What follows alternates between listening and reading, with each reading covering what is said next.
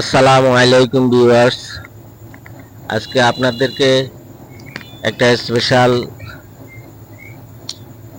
সানার মিষ্টি বানানোর রেসিপি দেখাইতেছি। মনে করলাম যে নিজে একটু ট্রাই করে দেখি। তো বাজার থেকে আধা লিটার দুধ আনলাম মাত্র, পরীক্ষামূলক জাস্ট। তারপরে এটারে বয়েল করে ভিনেগার দিলাম। দেখেন ভিনেগার দিতেছি। ভিনেগার দেওয়ার পর এটা ছানায় রূপান্তরিত হলো। এই ছানাটা পানি নিগাই এটারে শুকাই ভালো করে ম্যাশ করে তারপরে ছানার মিষ্টি বানাইতে হয়। দেখেন আমার ছানা হয়ে গেছে অলরেডি। এখন আমি এটারে শুকাই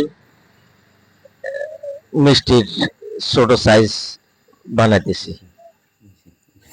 আধা কেজির দুধের ভিতরে ছোট সাইজের 12টা ছোট মিষ্টি হয়েছে। এবং পাতলা শিরা করতে হবে। পাতলা শিরা করে এই শিরার মধ্যে মিষ্টিগুলো দিয়ে দিব। বিসমিল্লাহ। দেখেন কত সুন্দর আস্তে আস্তে ফুলতেছে। অসাধারণ মিষ্টি হয়েছে। আপনারাও ঘরে এভাবে খাঁটি দুধ দিয়ে ছানা বের করে মিষ্টি বানাতে পারেন। একেবারে 100% পিওর, সফট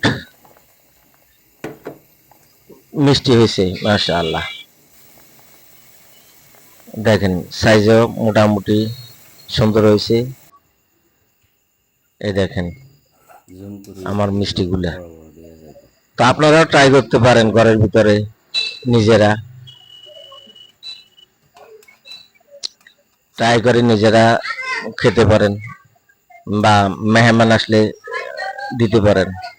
তো কেমন লাগলো জানাবেন। ধন্যবাদ সবাইকে।